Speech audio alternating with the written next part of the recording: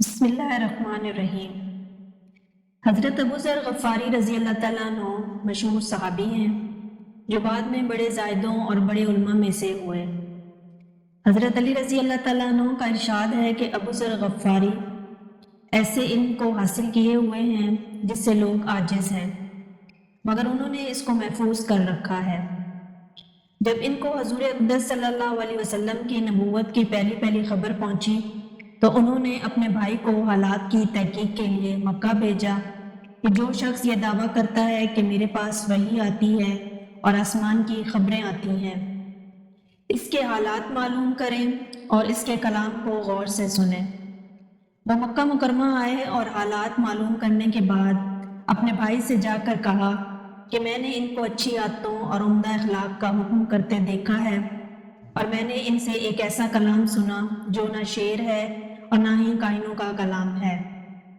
حضرت ابو ذر غفاری رضی اللہ تعالیٰ عنہ کی اپنے بھائی کی بات سن کر تسلی نہ ہوئی تو خود سامان سفر باندھا اور مکہ پہنچے اور سیدھے مسجد حرام میں گئے۔ حضور اکرم صلی اللہ علیہ وسلم کو پہچانتے نہیں تھے اور کسی سے پوچھنا مصلیحت کے خلاف سمجھا۔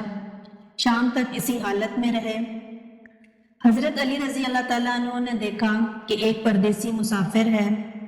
مسافروں کی، غریبوں کی، پردیسیوں کی خبر گیری، ان کی ضرورتوں کو پورا کرنا ان حضرات کی گٹھی میں پڑا ہوا تھا۔ اسی لیے ان کو اپنے گھر لے آئے، میزبانی فرمائی، لیکن ان سے پوچھنے کی کچھ ضرورت نہ سمجھی کہ کون ہو اور کہاں سے آئے ہو۔ مسافر نے بھی کچھ ظاہر نہ کیا۔ صبح کو پھر مسجد آ گئے۔ دن بھر اسی حالت میں گزرا کہ خود پتہ نہ چلا اور دریافت کسی سے کیا نہیں۔ غالباً اس کی وجہ یہ ہوگی کہ حضور اکرم صلی اللہ علیہ وسلم کے ساتھ دشمنی کے قصے بہت مشہور تھے۔ آپ صلی اللہ علیہ وسلم کو اور آپ کے ملنے والوں کو ہر طرح کی تکلیفیں دی جاتی تھیں۔ دوسرے دن شام کو بھی حضرت علی رضی اللہ تعالیٰ عنہ کو خیال ہوا کہ پردیسی مسافر ہے، بظاہر جس غرض کے لیے آیا ہے وہ پوری نہیں ہوئی۔ اسی لیے پھر گھر لے گئے اور رات کو کھانا کھلایا اور پھر سلا دیا، مگر پوچھنے کی اس رات کو نوبت نہ آئی۔ تیسری رات کو پھر یہی صورت ہوئی تو حضرت علی رضی اللہ تعالیٰ عنہ نے دریافت کیا، فرمایا کہ تم کس کام سے آئے ہو، کیا غرض ہے؟ تو حضرت ابو ذر غفاری رضی اللہ تعالیٰ عنہ نے پہلے ان کو قسم اور عہد و پیمان دیا اس بات کے کہ وہ صحیح بتائیں، اس کے بعد اپنی غرض بتائی۔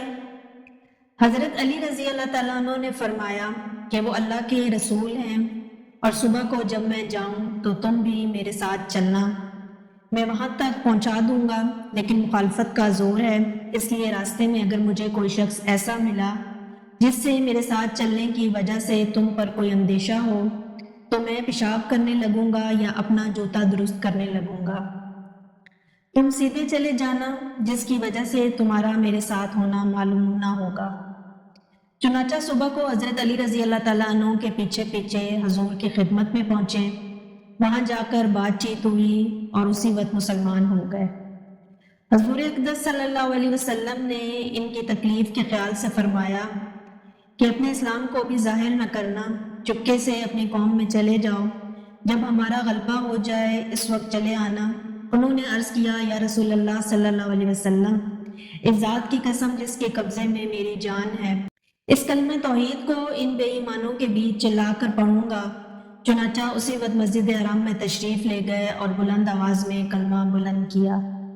ان کی اس آواز کو سن کر چاروں طرف سے لوگ اٹھے اور اس قدر مارا کہ آپ مرنے کے قریب ہو گئے۔ حضور صلی اللہ علیہ وسلم کے چچا حضرت عباس رضی اللہ تعالیٰ عنہ، جو اس وقت تک مسلمان بھی نہیں ہوئے تھے، ان کے اوپر بچانے کے لیے لیٹ گئے اور لوگوں سے کہا کہ کیا ظلم کرتے ہو؟ یہ شخص قبیلہ غفار کا ہے اور یہ قبیلہ ملک شام کے راستے میں پڑتا ہے۔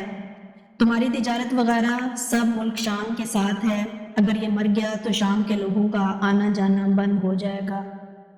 اس پر ان لوگوں کو بھی خیال ہوا کہ ملک شام سے ساری ضرورتیں پوری ہوتی ہیں، وہاں کا راستہ بند ہو جانا مصیبت ہے، اسی لیے ان کو چھوڑ دیا گیا۔ دوسرے دن پھر اسی طرح انہوں نے جا کر بلند آواز میں کلمہ پڑھا اور لوگ اس کلمے کے سننے کی طاقت نہ لا سکے، اس لیے ان پر ٹوٹ پڑے۔ دوسرے دن پھر حضرت عباس رضی اللہ تعالیٰ عنہ نے اسی طرح ان کو سمجھا کر ہٹایا کہ تمہاری تجارت کا راستہ بند ہو جائے گا۔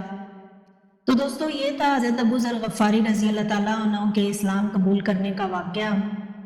حضور اکرم صلی اللہ علیہ وسلم کے ارشاد کے باوجود کہ اپنے سلام کو چھپاؤ، ان کے اندر دین اسلام کا یہ جذبہ اور یہ غلبہ تھا کہ جب یہ دین حق ہے تو کسی کے باپ کا کیا جاتا ہے جس سے ڈر کر چھپایا جائے۔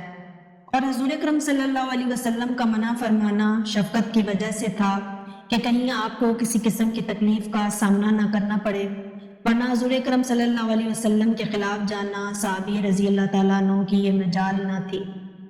چونکہ حضور اقدس صلی اللہ علیہ وسلم خود اسلام پھیلانے میں ہر قسم کی تکلیفیں برداشت فرما رہے تھے، اسی لیے حضرت ابو ذر غفاری رضی اللہ تعالیٰ عنہ نے سہولت پر عمل کی بجائے حضور اکرم صلی اللہ علیہ وسلم کے اتباع کو ترجیح دی۔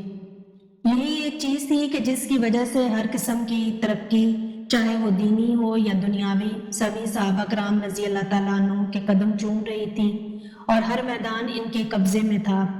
جو شخص بھی ایک مرتبہ کلمہ شہادت پڑھ کر اسلام کے جھنڈے کے نیچے آتا تھا، بڑی سے بڑی قوت بھی اس کو روک نہ سکتی تھی اور نہ بڑے سے بڑا ظلم اس کو دین کی اشاعت سے ہٹا سکتا تھا۔ دعا ہے کہ اللہ تعالیٰ ہم سب کو بھی صحابہ کرام رضی اللہ تعالیٰ عنہ کے نقش قدم پر چلنے کی توفیق عطا فرمائے، آمین یا رب العالمین۔ ملتے ہیں اگلی ویڈیو میں، تب تک کے لیے اللہ حافظ۔